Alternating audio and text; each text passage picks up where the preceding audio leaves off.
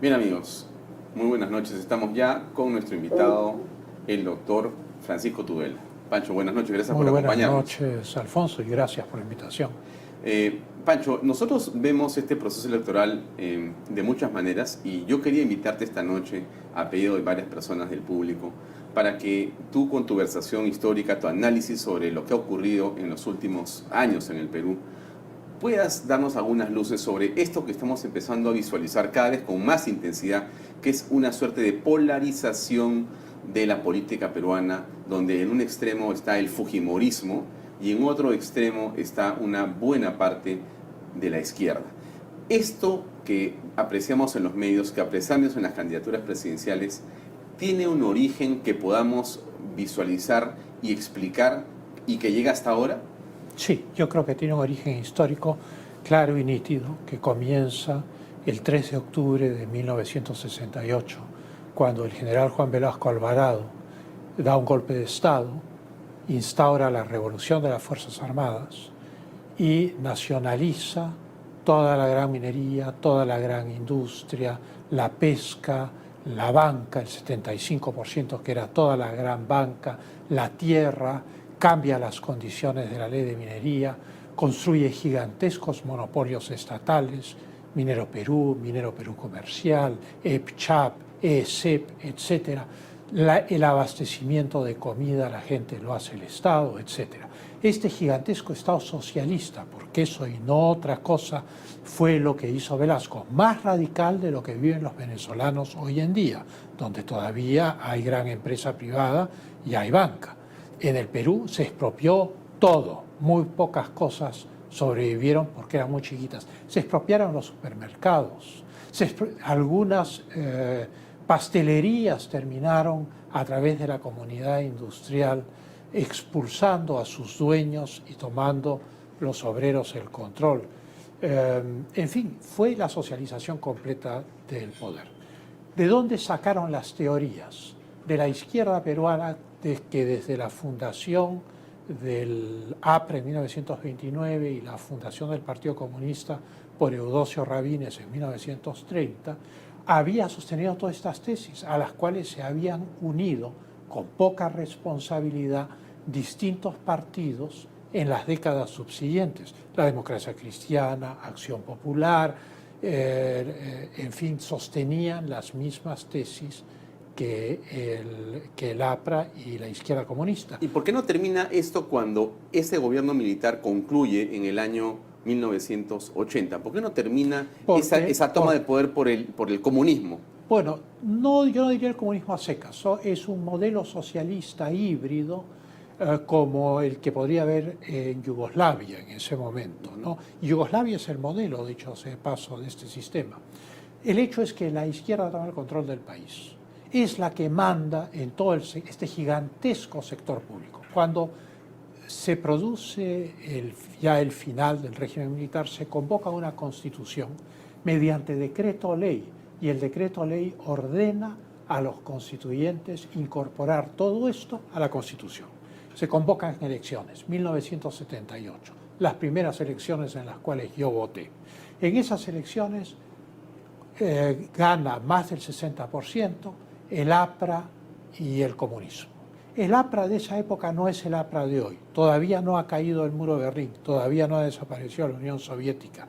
Esa APRA está muchísimo más a la izquierda que el APRA de hoy. Claro, Aya de la Torre, en un gran discurso en Campo de Marte durante la dictadura militar, en el discurso al cual yo asistí, dijo que él está de acuerdo con la revolución del gobierno militar, con la única excepción de que no había sido hecha en democracia, pero que todas las reformas, todas las expropiaciones, todas las nacionalizaciones, todo estaba bien. Pues bien, se hace una asamblea constituyente, se produce la Constitución del 79 y la Constitución del 79 pone todos los cerrojos jurídicos para que este sistema no pueda ser cambiado. Los monopolios del Estado, las grandes cooperativas agrarias, O sea, ¿es una constitución la banca de corte fomento, socialista? el banco agrario, etcétera. Es una constitución de corte socialista. Hay 3 artículos que le dan al Estado el rol directivo del Estado, la facultad de intervenir en las áreas de la economía que el Estado juzgue convenientes, en ese caso todo estaba intervenido, y entonces esta constitución consagra, más aún, el gobierno militar no le da a la Asamblea Constituyente del 78 ni facultades legislativas. Solo pueden hacer la Constitución, no pueden legislar. Y los medios de comunicación también han sido expropiados. O sea que la gente no se entera de aquellas partes del debate constitucional de las cuales no conviene que se entere. Yo, estudiante, para enterarme, tenía que ir, sacar mi ticket y ir a las galerías del Congreso a escuchar el debate, porque si no, no te enterabas, no salía gran cosa en los periódicos. Pues bien, llegan las elecciones del 80, el Perú regresa a la democracia, gana Acción Popular, se alía con el PPC, y todo el mundo suponía que Fernando Belaúnde iba a enfrentar este monstruo creado por El gobierno que lo había sacado a él. por la dictadura militar y sus colaboradores, que era toda la izquierda de las universidades, gente como Carlos Delgado, en fin, muchísima gente, Elan Jaworski de la Católica suministró muchos cuadros, Luis Jaime Cisneros fue director de la prensa expropiada, Héctor Cornejo Chávez fue director del comercio expropiado, confiscado en realidad. Y entonces, claro, toda esta intelectualidad unida a todo este cuerpo de funcionarios que controlan el Estado, están ahí intactos cuando entran los partidos democráticos en 1980 y los partidos democráticos caen en la tentación. ¿En cuál tentación? ¿Para qué vamos a reformar si hemos encontrado un pesebre del cual podemos comer eternamente? ¿Por qué? Porque los que no van al Congreso, los que no son elegidos para el Congreso, los que no están como ministros, los que no tienen no tienen una capacidad o un talento político notorio, van como directores, de una empresa como pública, gerentes de las empresas públicas, de estos gigantescos entes de distribución de alimentos, llenos de asesores insumos para llenos... la minería. Si tú querías trabajar en la minería, yo estuve en el inicio de una empresa minera en 1978, si tú querías trabajar en minería, las botas, las lámparas de carburo, el carburo, los cascos, las barretas, todo se lo tenías que comprar al Estado. Tenía el monopolio en Minero Perú Comercio. Pues bien, esto continúa durante el gobierno de Belaúnde. Belaúnde no privatiza nada, Belaúnde no simplifica nada, y la gente de Acción Popular se reparte sobre este gigantesco Estado. Termina Belaúnde con una inflación atroz, su partido saca en las elecciones del 85, creo que 4%, a tal punto que creo que pierde su inscripción electoral, y llega Alan García. El partido aprista. Pero Alan García, como él ha reconocido hidalgamente, en vez de revertir el proceso, lo profundiza, porque como él dice, yo quise hacer lo mismo que Velasco, yo quise continuar lo de Velasco. Era el APRA antes de la caída del muro de Berlín, era el APRA antes de la desaparición de la Unión Soviética. Era un mundo que estaba muchísimo más a la izquierda de hoy, que la gente joven no puede ni imaginar. Y es un gobierno del partido aprista desastroso. Caótico, que termina en desastroso. 7.614% de inflación acumulada, 30.000 muertos para el año 90. El grueso de los muertos, como lo ha reconocido la Comisión de la Verdad, es en el periodo 80-90, o sea, la responsabilidad recae sobre los gobiernos de Belaúnde y García. Una catástrofe, pero la izquierda sigue en el poder, el discurso sigue siendo el de la izquierda y la dirección de los criterios económicos sigue suministrándola a la izquierda. Entonces se produce esta final, digamos, caótica del gobierno de García I y gana Alberto Fujimori de manera sorpresiva y comienza a gobernar. ¿Qué ocurre ahí? Bueno, lo que ocurre es primero que antes de irse, García trata de nacionalizar la banca. Lo que quedaba de la banca, porque ya el 75% había sido nacionalizado por Velasco, o sea, Interbank, Banco Continental, todo eso era del Estado. Pero habían los que habían sido los bancos chiquitos en el momento de Velasco y que habían crecido porque eran más eficientes que la banca estatal, como el Banco de Crédito, por ejemplo, Banco de Lima. Entonces trata Alan García de expropiar la banca. Y ese hecho es la gota que derrama el vaso. La población ya no resiste más, sale a las calles, polariza radicalmente al Perú y surge una visión de las cosas que había comenzado a ser trabajada a partir de 1978 por Hernando de Soto y su Instituto Libertad y Democracia. Luego llega Mario Vargas Llosa y se suma a la protesta contra la expropiación de la banca, de tal manera que la expropiación de la banca produce una reacción visceral de rechazo de todas las clases medias peruanas. Y surge la figura de Vargas Llosa. Y surge la figura de Vargas Llosa. Entonces Vargas Llosa va como candidato a las elecciones del 80 contra el candidato de Alan García, que es Alba Castro. La izquierda, ya ni recuerdo, creo que Henry Piz, no recuerdo quién es el candidato en las presidenciales, siempre obtiene resultados insignificantes, porque el país nunca ha querido confiarle a la izquierda marxista su destino. Esa es la verdad. Solo lo lograron uniéndose a la dictadura de Juan Velasco Alvarado. Solo así lograron dominar a los peruanos, porque los peruanos nunca les han dado el voto.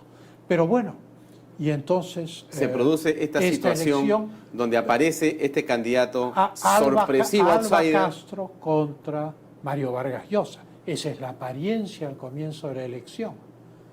Pero, naturalmente, Alba Castro es el representante de un gobierno desgastado y hay una enorme sinergia detrás de Vargas Llosa.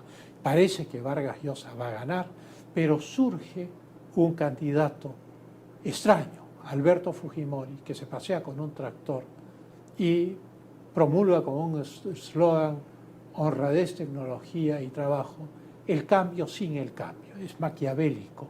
Y entonces él propone el no shock, o sea, le dice a la izquierda lo que quiere escuchar. Vargas Llosa profundiza en sus tesis liberales, tal vez sin tomar en cuenta las sensibilidades que en el Perú las últimas décadas han creado y una opinión mucho más de izquierda que la de hoy. Y entonces, cuando se llega a la primera vuelta, quienes quedan son Mario Vargas Llosa y Alberto Fujimori para ir a la segunda vuelta, porque Alberto Fujimori ha superado a Alba Castro. Para la segunda vuelta, toda la izquierda y el APRA se juntan en un bloque con una consigna unitaria. Destruir a Vargas Llosa. Hay que votar por Alberto Fujimori. Y todos con Fujimori. Porque piensan que el discurso de Fujimori es lo que les va a permitir permanecer en el control del país por 5 años más. Siempre indirectamente. Ellos nunca pueden ganar una elección. Ellos siempre se dices suben, que la izquierda se mete donde sea que pueda con tal de mantenerse. Son una pulga que necesita un perro. Porque una como pulga que necesita un perro. Eso es la izquierda. Eso es la izquierda. Porque como pulga no gana ninguna elección, como lo estamos viendo ahora. El comunismo nunca ha ganado una elección. ¿Pero no es un poco duro decirle una pulga que necesita un perro? 4%, hoy 4.1%, ¿no? Eso es la izquierda del Perú. No digo la pulga despreciativamente. Lo que estoy diciendo es una metáfora es para que explicar. Las pulgas viajan en perros. La pulga no podría bajarse a la Javier Prado sola, terminaría agotada. Pero si pasa un perro, se sube al perro y baja toda la Javier Prado. Entonces la izquierda ha estado siempre a algún vehículo para llegar al poder. Es como la película Alien, en el cual hay estos bichos que se procrean en el estómago de las víctimas. Eso es. Pero bueno, no entremos en y entonces ¿qué cosa ocurre con Fujimori? Fujimori hace una serie de reformas porque finalmente cambia su discurso después que gana. Gana, pero no cambia inmediatamente. Pone un gabinete de izquierda y el gabinete de izquierda, como era inevitable... Ahí estaba Hurtado Miller como PCM. Todavía. Todavía no, ya. Sigue la caída libre en los primeros meses del gobierno de Fujimori. Pero Fujimori escucha otras voces, porque es un matemático, no es un ideólogo. Y entonces esas otras voces que escucha son Hernando de Soto, Javier Pérez de Cuéllar, distintos economistas, etc. Y se da cuenta que el modelo está muerto, que la revolución de Velasco y de sus continuadores democráticos desde el 80 al 90 han estado montados sobre un sistema que ha fallecido, el país ya no da más, está quebrado, el 60% del territorio nacional está en estado de emergencia, el dinero no vale nada, hay 7.614% de inflación acumulada, no hay reforma posible sin shock. Entonces nombra un gabinete con Hurtado Miller a la cabeza y hace el shock. Ya, pero yo quiero que avancemos un poco más rápido porque hay personas que se cuestionan o se preguntan sobre el 5 de abril. Y el 5 de abril es un momento muy importante por muchas razones, porque marca una serie de circunstancias, pero es una situación extrema la que llega a un presidente de la República y que tiene un apoyo popular masivo. Pero ¿qué ocurre? ¿Por qué se produce el 5? ¿Por qué se desencadena esta situación? O sea, es Fujimori que de repente dice, quiero ser un dictador y lo que puedo hacer ahora es entornillarme en el poder. Eso es lo que han dicho o dicen muchas personas. Se ve como que ha sido una acción autoritaria de Alberto Fujimori. No, nada de eso. Yo creo que es un caso típico de bonapartismo. La población de Francia apoya a Napoleón Bonaparte porque ya no pueden resistir la revolución, ya no pueden resistir el terror, ya no pueden resistir el caos constante, no pueden resistir los assignats, que es el papel moneda impreso que no vale nada. Y entonces Napoleón da un golpe de Estado el 18 de Brumario, que es aplaudido por toda Francia porque le pone fin a la revolución. Si la Asamblea, el Consejo de los 100, al final de la Francia revolucionaria, hubiesen ellos detenido la revolución, Napoleón nunca hubiera tenido ocasión de dar el golpe del 18 de Brumario. Es exactamente lo que pasa acá. El país está aterrado, se está desintegrando, se está desangrando en el crimen y en la violencia terrorista. ¿Y por qué no se pone de acuerdo Fujimori con las fuerzas políticas? Las fuerzas políticas, no hay estadistas a la cabeza de las fuerzas políticas. Están con sangre en el ojo, han perdido. Los integrantes de lo que fue el Fredemo, Acción Popular, el PPC y Libertad, no le perdonan a Fujimori haber ganado las elecciones. Y entonces deciden no colaborar con el gobierno. Yo recuerdo haber conversado con un diputado muy importante de Libertad en esa época y haberle preguntado por qué no colaboran con el gobierno. Debemos guardarnos como alternativa, me dijo. Alternativa. O sea, claro, la idea era que fracasara. Pero no se detienen ahí, no se detienen en la falta de colaboración, sino que toman una política ofensiva. En diciembre de 1991, Fujimori manda el nuevo presupuesto de la República al Congreso. Constitucionalmente el Congreso solo puede aprobarlo, rechazarlo y devolvérselo al presidente. Pues bien, lo enmienda. El Congreso modifica el presupuesto. Y empieza 1992 sin presupuesto, porque no se puede promulgar, el presidente no puede promulgar un presupuesto que ha sido enmendado por el Congreso. Eso no dice la Constitución. Y entonces hay que repetir, en medio de esta horrorosa crisis económica, hay que repetir el presupuesto de 1991, porque eso es lo que manda la ley. Luego se da la ley de control de los actos del Poder Ejecutivo por el Poder Legislativo, por el cual las facultades constitucionales que tiene el Ejecutivo, en este caso Alberto Fujimori como presidente, son maniatadas por el Congreso. Finalmente pide faculdades especiales para legislar, se las dan. En materia de seguridad y economía. 158 decretos legislativos. Sí, recuerdo el número. Los envía al Congreso, el Congreso no aprueba alrededor del 23-24% de los decretos legislativos. ¿Qué contienen los decretos no aprobados por el Congreso? La legislación antimonopólica, la privatización, el desmantelamiento del Estado socialista, las medidas de seguridad para luchar contra el Sendero Luminoso, la reorganización necesaria en la policía para enfrentar al Sendero, la potenciación de la economía peruana, deshaciéndose de este gigantesco aparato estatal. bloquean todo. Y entonces lo que ha hecho en esos 3 actos, rechazar los decretos legislativos esenciales, maniatar al presidente mediante una ley de control de los actos del Poder Ejecutivo y negarle la aprobación del presupuesto, o por lo menos habérselo devuelto intacto, lo que demuestra eso es que esto es como el golpe del 92 fue como una tragedia griega. Las tragedias griegas son invariables, siempre terminan en tragedia, hagan lo que hagan los personajes. Es como un destino inexorable. Pues bien, la falta de estadistas en todas las fuerzas políticas llevó a un desenlace terrible, no deseable, pero todos los golpes de Estado en la historia del Perú y probablemente en la historia del mundo se dan en una situación de crisis. No hay ningún golpe de Estado que se dé porque un jefe de Estado o un general o lo que fuese diga, uy, hoy me han servido el desayuno frío, estoy muy molesto, voy a dar un golpe de Estado. Eso es absurdo. Nadie da un golpe de Estado en frío. Tiene que haber una situación de desintegración social para que alguien dé un golpe de Estado. ¿Es deseable el golpe de Estado? No. ¿El golpe de Estado hubiera sucedido si hubiesen habido estadistas en la oposición? No hubiera sucedido.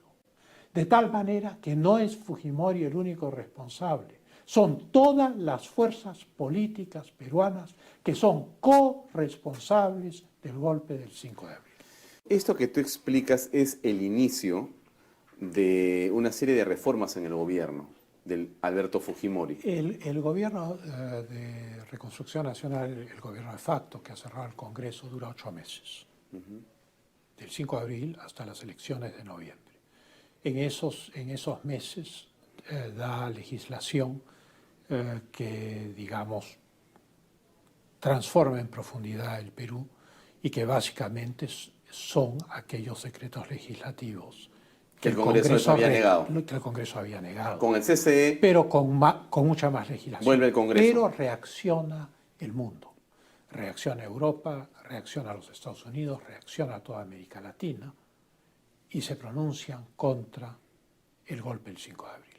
Y el 5 de mayo tiene lugar la cumbre de Bahamas de la OEA, a la cual va Fujimori. Yo fui como periodista, yo cubrí como periodista del Canal 4 esa cumbre. Y llega el momento decisivo en el cual el presidente entra a una sesión reservada con los cancilleres de América Latina y sus equipos diplomáticos para tomar una decisión frente a Fujimori sobre qué es lo que se va a hacer. Yo escondí mi credencial debajo de la solapa de periodista, me ajusté la corbata, me mezclé junto con Alberto Ulloa Sotomayor, que era director de Expreso, con la delegación venezolana y fuimos los únicos periodistas que logramos entrar a la sala. El presidente Fujimori da un discurso en el cual explica la falta de gobernabilidad del Perú, todo lo que ha sucedido. Hay un silencio sepulcral. Termina de hablar, los comentarios de las delegaciones son, pero eso es lo que a nosotros también nos está pasando, dicen los venezolanos. Y claro, ellos terminaron trágicamente con Chávez, pero inducidos por una situación de anomia política, igual que el Perú. Y entonces un silencio sepulcral, ningún delegado de la OEA dice nada. Y toma la palabra Guido Di Tella, canciller de la Argentina, a nombre de todos. Y le dice, presidente, lo hemos escuchado, pero usted comprende que el Perú tiene que tener elecciones ortodoxas cuanto antes. Y entonces se convoca a la Asamblea Constituyente de noviembre, las elecciones de noviembre. El general Salinas Edó trata de dar un golpe de Estado para tratar de reinstaurar el antiguo régimen. El antiguo régimen no puede reinstaurarse porque está muerto de toda solemnidad. O sea, no hay nada que hacer. Ya no es viable porque ha quebrado el Estado, ha quebrado el aparato público. Y entonces, en esas condiciones, un golpe de Estado no puede retrotraerse a nada. Fracasa el golpe de Salinas, se producen las elecciones y se constituye el CCD. El CCD tiene una mayoría de congresistas que no son de izquierda. Los tiempos han cambiado. Y hacen la Ya Constitución. cayó el muro de Berlín, ya desapareció la Unión Soviética, estamos a finales de 1992 y esta Asamblea Constituyente, que es el Congreso Constituyente Democrático, no solamente es una Asamblea Constituyente, sino que tiene facultades legislativas, cosa que no tuvo la Asamblea del 78. Y tiene prensa libre a favor y en contra, que tampoco tuvo la Asamblea Constituyente de 1978. Y esta Asamblea Constituyente da el régimen vigente, el régimen que tenemos hoy, sobre todo el capítulo del régimen económico.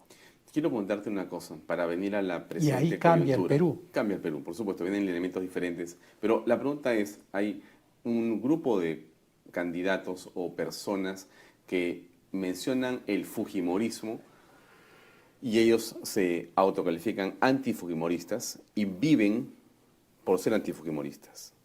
Respiran, son lo que han podido ser porque son anti-fujimoristas. Y mientras exista fujimorismo, ellos vivirán como el anti. Correcto. Y en este gobierno y en este proceso detrás se está viendo también eso. Levantan, ¿no? Guzmán dice, ¿no? El fujimorismo si viene, volverán los asesinatos, dice, los asesinatos. Entonces tratan de hablar del fujimorismo como un asunto terrorífico, ¿no es cierto? Y la izquierda se pone detrás calificando de esta manera el planteamiento que hace Keiko Fujimori con su partido político. ¿Es así? Yo creo que es tal como lo describes, pero las razones son profundas. En materia de derechos humanos se producen violaciones graves de los derechos humanos durante el gobierno de Fujimori. Pero el número, comparado con la masa de miles, de decenas de miles de asesinados de los dos bandos, civiles, miembros del gobierno, fuerzas armadas, terroristas, etc., en el periodo 80-90, es lo que domina la escena. O sea, esa sangría que ha sufrido el país es tremenda. La razón profunda del antifujimorismo es el odio por haber desmantelado el Estado de Velasco, que había sido la niña de los ojos de la izquierda peruana por la cual había luchado desde 1930 y a la cual se habían ido uniendo distintos partidos políticos con formas más moderadas o más radicales de lo mismo. O sea, el APRA, la Democracia Cristiana, Acción Popular, en fin, todos preconizaban lo que hizo Velasco. Si tienen alguna crítica a Velasco, es que Velasco lo hizo mediante una dictadura militar y no en democracia. Y toda la izquierda marxista y la mitad de Acción Popular que se secesionó del partido se fueron a colaborar con los militares durante 12 años. Y fueron colaboradores y sirvientes de una dictadura que incluso quiso formar un partido único que se llama el Sinamos. Y entonces el fujimorismo le salva la cara, los ayuda a renacer. Bueno, 3 palabras los hace renacer: disolver, disolver, disolver. Pero esas 3 palabras, como en la tragedia griega, debido a la carencia de estadistas, conduce esa tragedia a un final inexorable, que es el golpe del 5 de abril. Porque si la oposición hubiese sido lo suficientemente responsable de tener un mínimo de colaboración con el gobierno y no ese antagonismo radical, nunca hubiera habido golpe del 5 de abril. Eso es claro. Y te quiero regresar al presente, nos quedan pocos minutos. ¿Tú has escuchado las razones por las cuales dicen que son antifujimoristas? ¿Has escuchado con cuidado? No. Yo sí. Todos dicen que son antifujimoristas porque Fujimori implantó el modelo neoliberal. O sea, en el fondo, la matriz del antifujimorismo, el cuerpo duro del antifujimorismo, es el odio a la destrucción del Estado socialista de la dictadura militar peruana, que fue respetado por el gobierno de Acción Popular del 80 al 85 y por el gobierno del APRA del 85 al 90. Esa es la razón de fondo por la cual se odia a Fujimori y por la cual hay este antifujimorismo en un sector de la política peruana que es tan fuerte. La parte epidérmica son las violaciones de la democracia y los derechos humanos. No cabe duda que hubo esto, pero la violación de la democracia de Velasco, de eso no habla nada.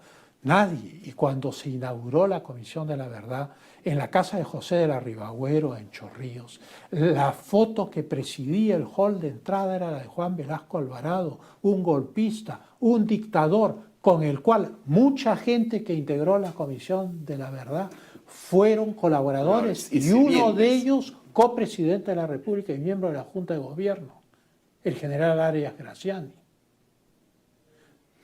De tal manera que estamos viendo las cosas como son. Lo que ocurre es que los derechos humanos y la democracia es el arma de propaganda política más eficaz para atacar al fujimorismo. Pero la razón profunda del odio es que Fujimori destruyó la obra de una vida entera de por lo menos 2 generaciones de comunistas y socialistas peruanos y creó un estado de economía libre que es el estado en el cual vivimos ahora.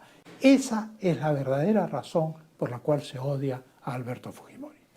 Muy bien, Pancho, gracias por acompañarnos esta noche. Muchas gracias, Alfonso.